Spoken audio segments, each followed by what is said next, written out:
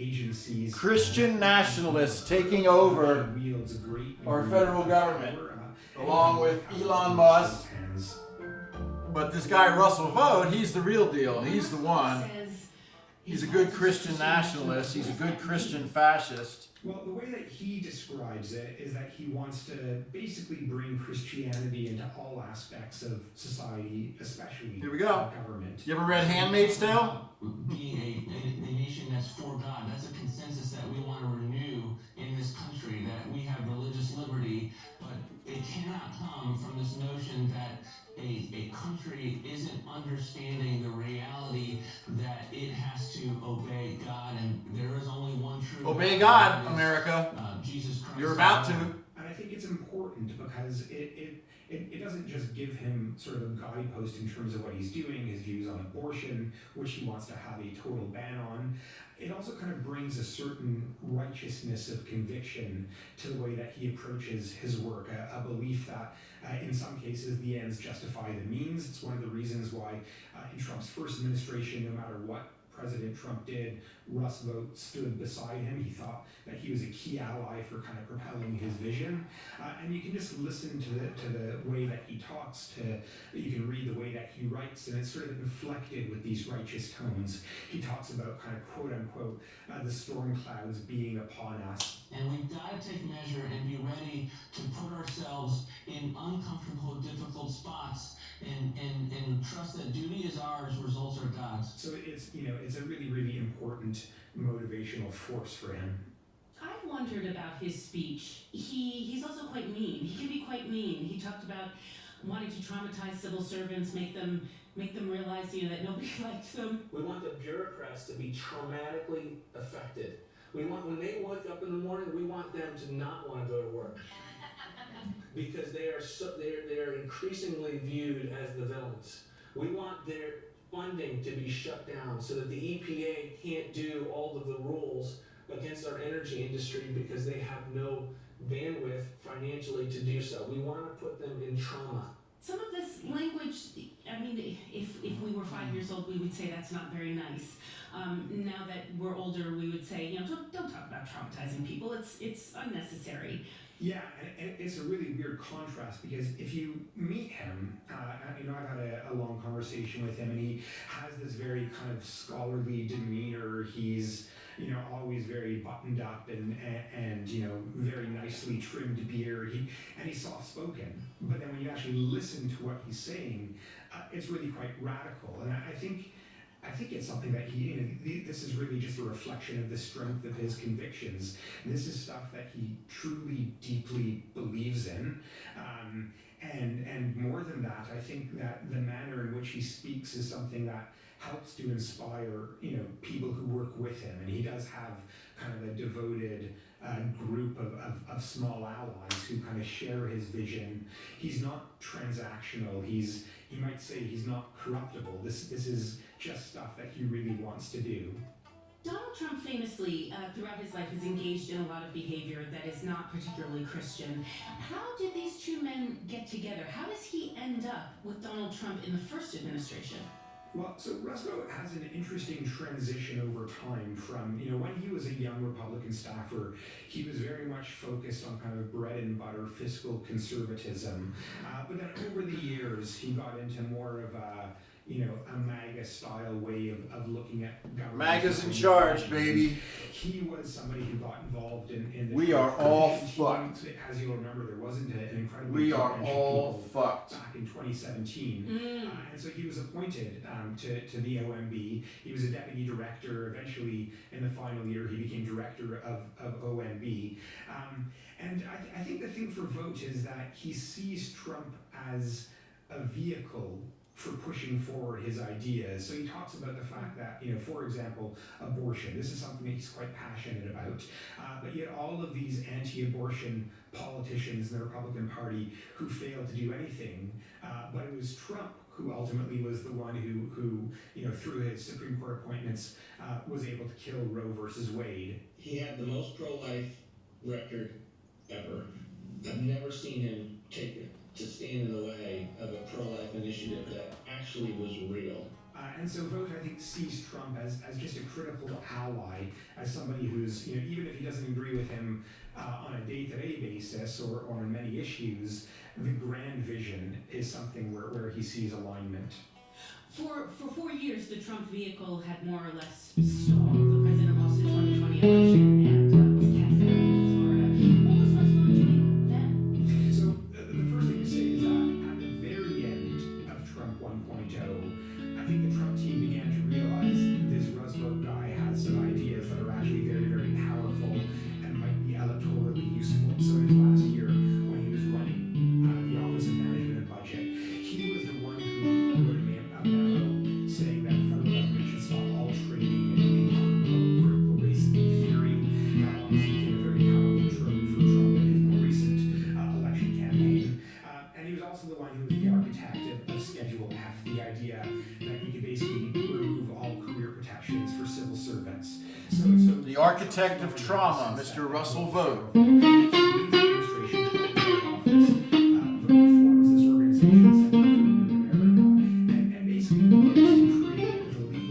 Bet you if we were to put together a comparison between the top ranks of Hitler's regime and we compared it to the top ranks of the new Trumpy regime, we'd probably see many comparisons that are quite illustrative and quite alarming and also like, oh, what the fuck? So here we go. We got fucking Nazis in the White House of America. We got Christian nationalists in the White House of America. He thought it was ridiculous and abysmal. They are extreme. I mean, they're seriously extreme. Exactly. Trump to the White House anything to do with his administration, his future administration. I don't know anything about it. I don't want to know anything about it. But of course, as we've seen in power, he's appointed many of the people who were involved in drafting Project. We are very fucked. The date is February 18th, 2025. I'm just going to mark that because this is the day that I woke up to find out that we've now opened up diplomatic ties with the richest, most powerful terrorist in the world. His name is Vladimir Putin. And we're going to basically carve up Ukraine for our benefit, give Putin everything he wants, fuck the Ukrainian people. We're going to take over Gaza now and give Netanyahu whatever he wants and fuck the Palestinian people. In the same way, we're going to develop Gaza into the Riviera of the Middle East. That sounds great.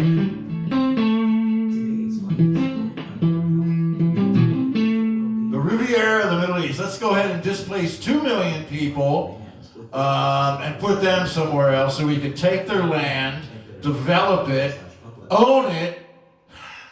I don't even know where to fucking stop. We are 4 weeks now into Trump 2.0. And from my perspective, we're about to witness everything that we have been fearing. Everything that we have been fearing. Everything that we have been fearing about this man over the last 4 years since he led the insurrection against our government. Now he's taken over our government again, along with Vladimir Putin and Elon Musk. Become U.S. policy. Where are we seeing it? Well, I think first and foremost, what was voted in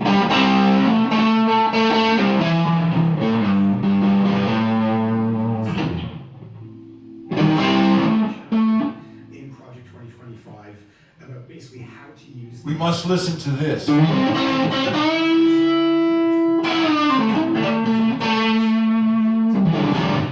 find a sprawling federal bureaucracy.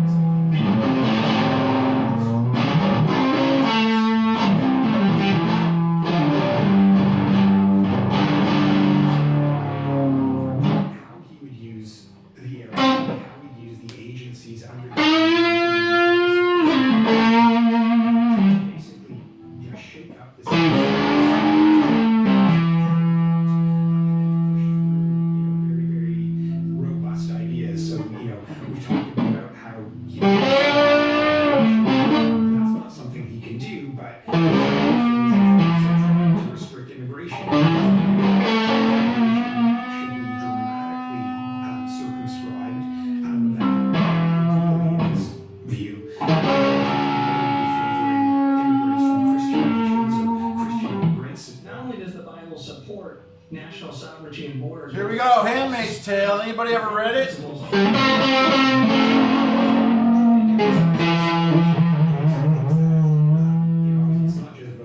People like Stephen Miller are integral to doing Another this. Nazi, Stephen Miller. Talked about it. I think you can go and see that much of what it was doing was writing a blueprint, the ideology of the Trump world. It's a fairly clear idea of what President Trump is actually going to do. Read it purposely. I'm not going to read it. Now,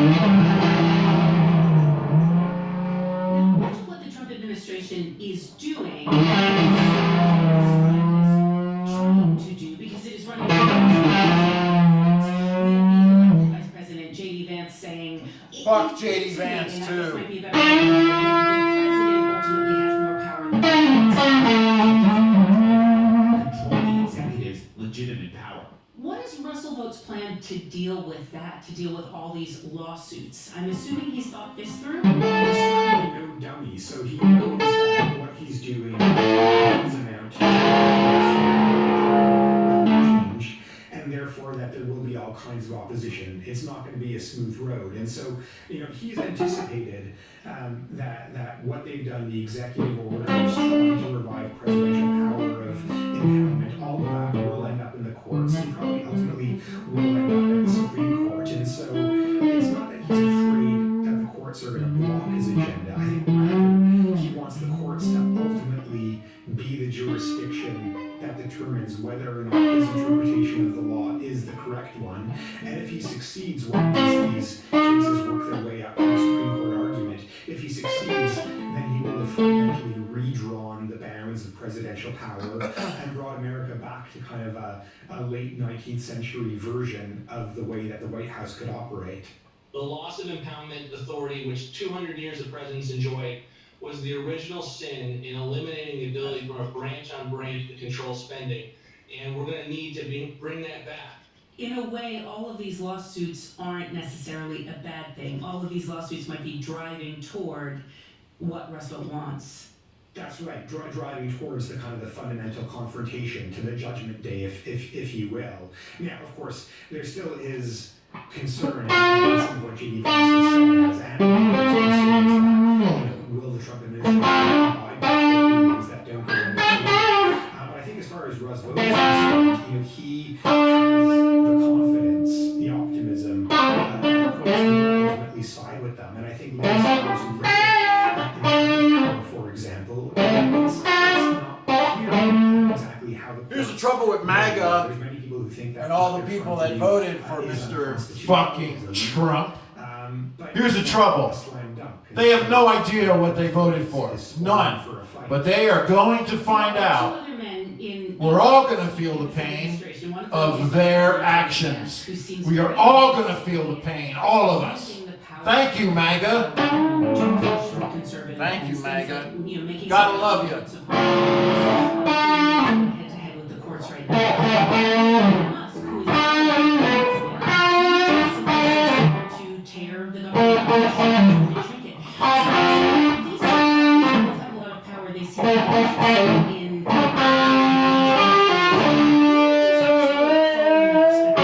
is he?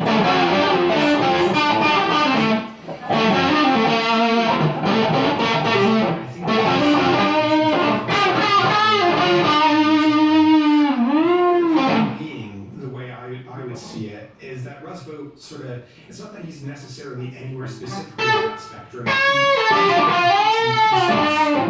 With all of them. So, and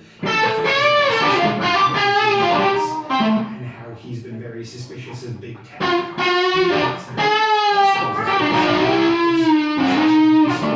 Is that big tech has been too woke, sort of forcing us on the wants to cut down. Hear that? You're too woke, big tech. Talking to you, Zuckerberg. So notice that you've grown some balls now.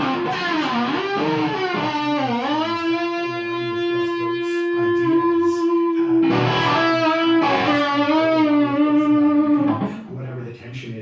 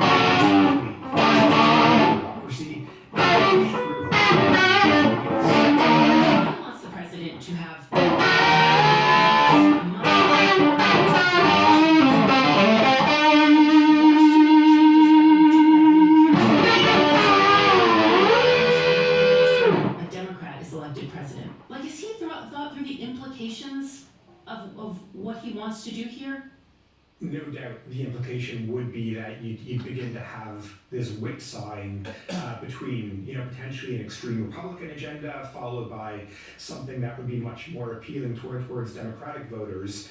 Having said that, I think that, he believes that his role is not just to do something that's a corrective for the last 4 years, but to do something that's a corrective for the last century.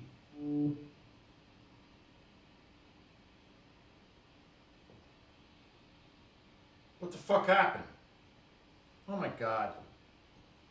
This happens all the time.